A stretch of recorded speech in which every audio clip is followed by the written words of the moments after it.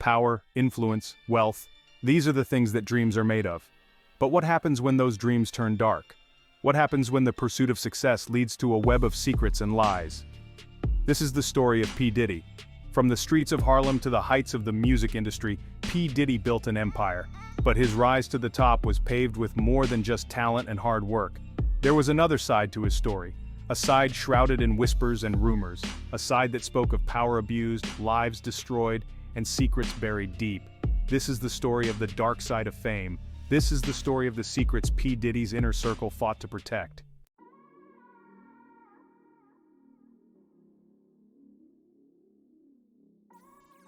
Sean Combs, a name synonymous with hip-hop royalty, a mogul who redefined the music industry. Born in the rough streets of Harlem, New York, Combs's early life was a far cry from the glitz and glamour he would later come to embody. The challenges of his youth shaped his relentless drive. Driven by an ambition that burned brighter than the city lights, Combs hustled his way up from intern to A-Day NDR executive at Uptown Records. His journey was marked by perseverance and a vision for success. He had an eye for talent, a knack for business, and an unwavering belief in himself. Combs knew that to make it big, he had to think big. Success, however, was not an overnight phenomenon. It was a result of countless hours of hard work and dedication. It was earned through long nights, calculated risks, and an unyielding drive to escape the shadows of his past. Every decision was a step towards his dream. And as Combs' star began to rise, so too did the shadows that lurked behind him. Fame brought new challenges and old memories. The streets he fought so hard to escape were never too far behind, their echoes resonating in the choices he made and the people he chose to trust. His past was a constant reminder of how far he had come and how far he still had to go.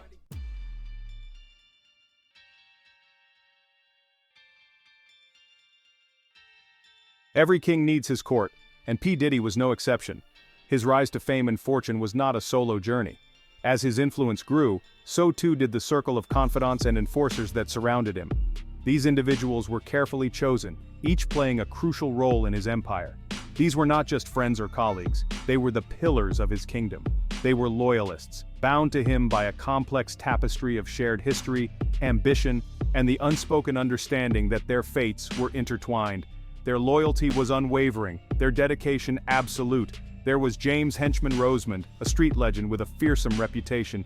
His name alone could send shivers down the spine of many. His presence alone commanded respect and instilled fear, making him an invaluable asset in the cutthroat world of the music industry. He was the enforcer, the one who ensured that Diddy's interests were always protected. Then there was Anthony Wolf Jones, Diddy's childhood friend turned head of security. Their bond was forged in the fires of their youth. Wolf was the silent protector, always watching, always ready to shield Diddy from harm, real or perceived. His vigilance was a constant, a silent promise of safety. This inner circle became Diddy's shield and sword, protecting his secrets and solidifying his power. They were the guardians of his legacy, the enforcers of his will.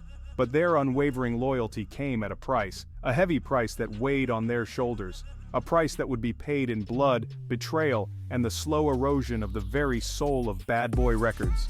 The cost of loyalty was steep, and the toll it took was immeasurable.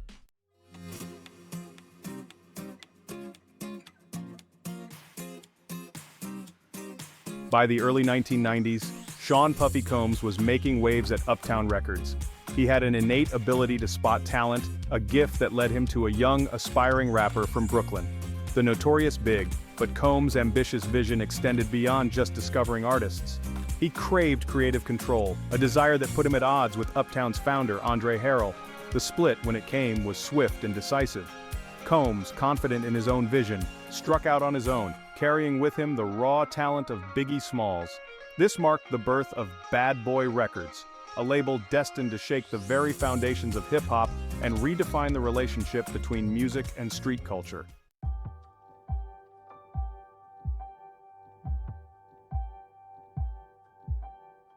Section 2. The Birth of a Mogul. Bad Boy Records under Combs' leadership was more than just a label. It was a movement. It was a fusion of street hustler grit and high-fashion extravagance, a potent cocktail that captivated the youth and ignited the airwaves. Combs, now adopting the moniker Puff Daddy, was no longer just a producer. He was a brand, a larger-than-life persona who embodied the label's audacious spirit.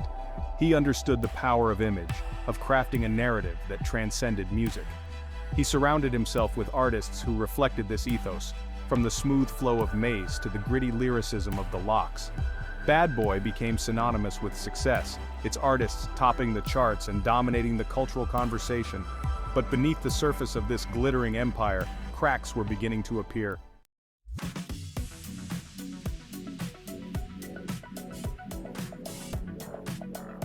Section 3. A recipe for success. Puff. Daddy's genius lay not just in identifying talent but in cultivating it, molding it to fit his grand vision. He had an uncanny ability to see potential where others saw none. He understood the power of a hook, the magic that could turn a song into an anthem, the importance of a visual aesthetic, knowing that a strong image could elevate a track to iconic status, the allure of a lifestyle, one that was aspirational and magnetic. He pushed his artists to be more than just musicians. They were entertainers, fashion icons, and trendsetters, and embodiments of the bad boy lifestyle, a brand that was larger than life. This formula for success was as intoxicating as it was demanding. It required unwavering loyalty, relentless work ethic, a willingness to play by Puff's rules, and a commitment to the vision, and an acceptance that the line between business and personal life was often blurred. This was a world where the stakes were high.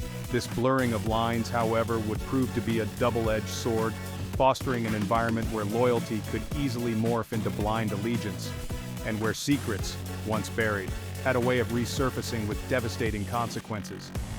The pressure was immense, and the cost of success could be high, leading to scandals and personal turmoil that would test the very fabric of the bad boy empire.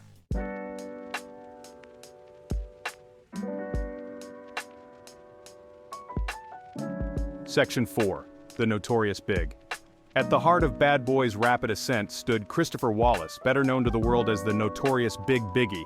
With his effortless flow and streetwise lyricism, was the crown jewel in Puff Daddy's empire. His music resonated with a generation hungry for authenticity, his tales of street life painted with a raw honesty that transcended the boundaries of genre.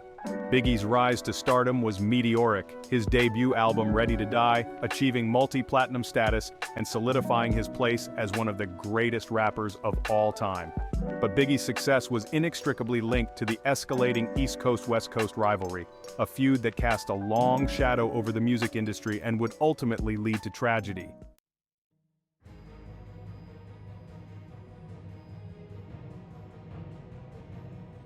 James Henchman Roseman.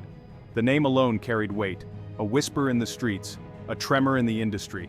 Roseman was a force of nature, a man who commanded respect through sheer presence. His past was shrouded in whispers of violence and illicit dealings, a history that, while never officially confirmed, only served to solidify his reputation. To Sean Combs, Roseman was more than just muscle. He was a fixer, a problem solver, a man who operated in the shadows where others feared to tread. He was the hammer to Combs' ambition, ensuring that deals were made, rivals were kept in check, and the bad boy empire remained impenetrable.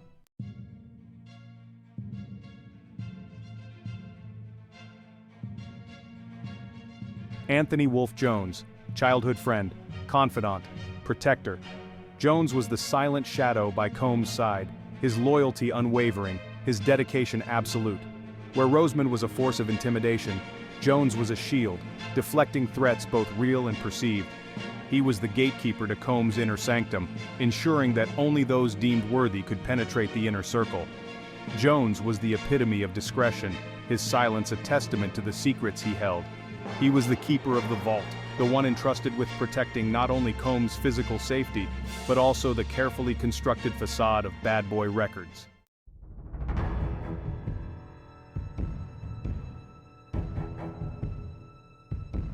The bond that held Combs' inner circle together was forged in loyalty, ambition, and a shared understanding of the streets they had escaped. But as Bad Boy's star ascended, so too did the stakes. What began as a brotherhood, a group of friends chasing a dream, slowly morphed into something more complex, something darker. Loyalty became intertwined with fear, ambition with paranoia. The lines blurred, and the once clear distinction between right and wrong faded into a murky gray. To question Combs's decisions was to risk not only your position but potentially your safety.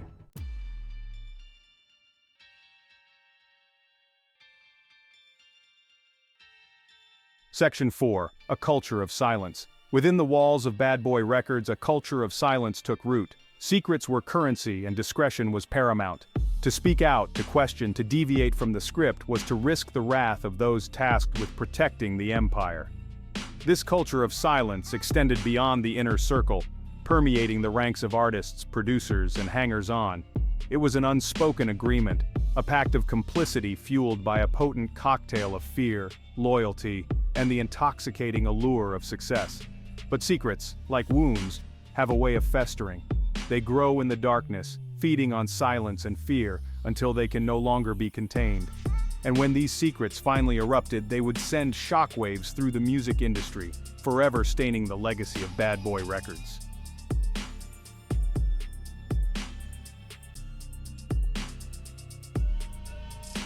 Section 1. The Club New York Shooting, December 27, 1999. Club New York, a popular Manhattan night spot, pulsed with the energy of the holiday season.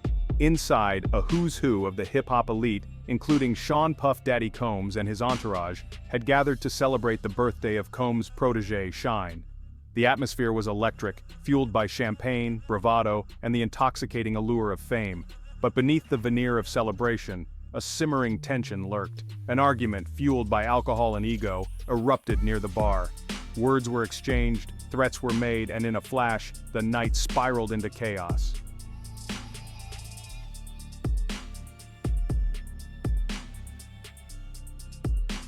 Section 2. A night of chaos. Gunfire. 3 shots ripped through the air, the sound deafening in the confined space. Screams pierced the darkness as panicked patrons scrambled for safety, desperate to escape the sudden nightmare. When the smoke cleared and the screaming subsided, 3 people lay wounded, innocent bystanders caught in the crossfire of a feud they never understood. Among those injured was Jennifer Lopez, Combs' girlfriend at the time, who narrowly escaped serious harm.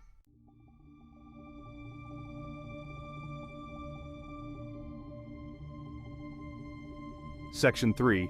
The Aftermath. The shooting at Club New York sent shockwaves through the hip-hop community and beyond.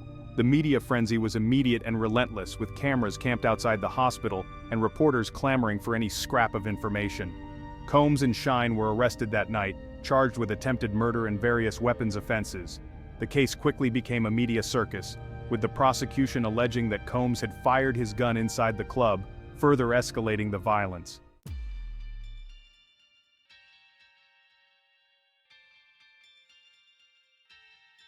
Section 4. Whispers and Allegations. As the trial unfolded, the prosecution presented a narrative of reckless disregard and a chilling glimpse into the dark underbelly of fame. Witnesses claimed to have seen Combs with a gun, and rumors swirled about a possible altercation with another rapper, allegedly the intended target of the shooting. The defense, led by high-powered attorney Johnny Cochran, argued that Combs and Shine had acted in self-defense, claiming that another individual had fired first, forcing them to protect themselves. The trial became a battle of narratives, a clash between the prosecution's portrayal of Combs as a reckless celebrity with a dangerous entourage and the defense's insistence that he was a victim of circumstance caught in a situation that spiraled out of control.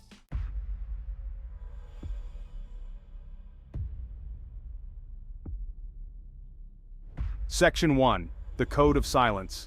The legal battle raged, but the streets whispered. A different kind of trial was unfolding. The Code of Silence, deeply ingrained in the world Combs inhabited, held sway. Witnesses, initially forthcoming, suddenly grew hesitant. Memories became hazy. Details, once clear, now seemed shrouded in doubt. The prosecution's case, initially strong, began to falter. The fear of retribution, of crossing Combs and his powerful associates, hung heavy in the air.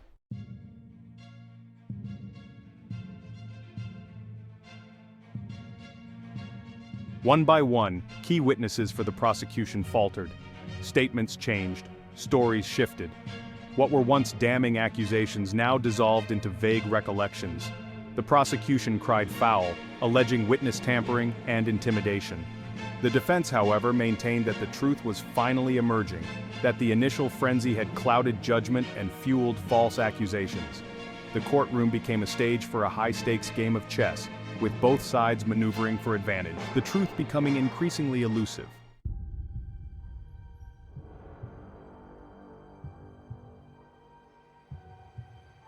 Loyalty, within Combs' inner circle, was more than just an abstract concept. It was a currency, a shield, a weapon. Those who remained silent, who protected the empire, were rewarded with Combs' unwavering support, both financially and through his influence. To betray that loyalty, to break the code of silence, was to risk losing everything. It meant facing the wrath of those who operated in the shadows, those who ensured that the bad boy empire remained untouchable.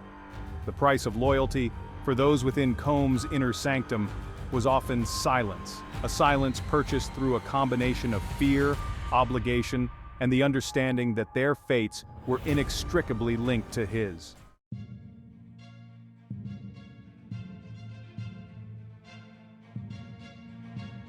As the trial progressed, the narrative began to shift. The prosecution's case, initially strong, was slowly being chipped away by recanted testimonies and a lack of concrete evidence. The media, initially eager to paint Combs as a villain, now grappled with the complexities of the case, the shifting testimonies, and the persistent rumors of behind-the-scenes maneuvering. The public, bombarded with conflicting information, struggled to discern truth from speculation, fact from fiction. The trial of Sean "Puff Daddy" Combs had become a Rorschach test, a reflection of society's fascination with celebrity, its hunger for scandal, and its willingness to believe in narratives that confirmed its preconceived notions.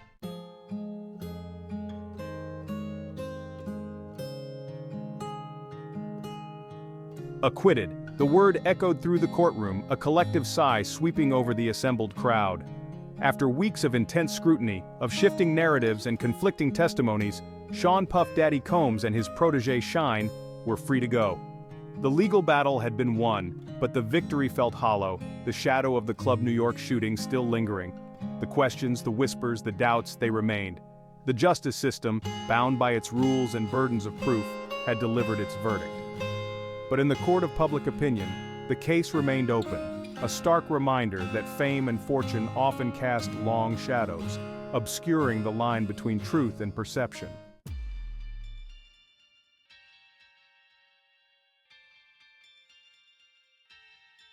The Club New York shooting and its tumultuous aftermath exposed the underbelly of the entertainment industry, a world where loyalty was often bought and silence was a currency more valuable than gold. Witnesses recanted, memories conveniently faded, and the truth became a casualty in a battle waged with money, influence, and the unspoken threat of retribution. The code of silence, deeply ingrained in the streets from which Sean Combs had risen, permeated every aspect of the case, leaving a trail of unanswered questions and a lingering sense of unease. The true cost of that silence, however, extended far beyond the courtroom walls. It eroded trust, fueled speculation, and left an indelible mark on the lives of those caught in the crossfire, forever bound to a night that changed everything.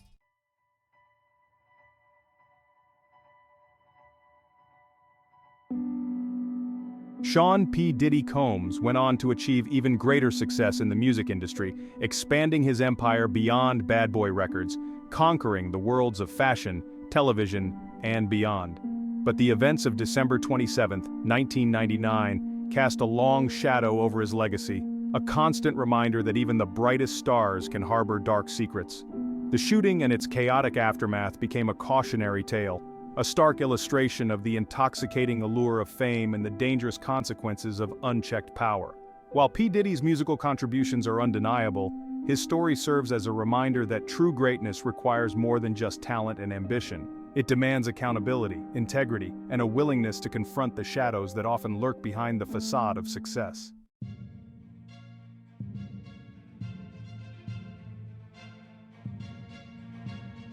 Two decades have passed since the Club New York shooting, but the events of that night continue to fascinate and disturb, a testament to the enduring power of unanswered questions.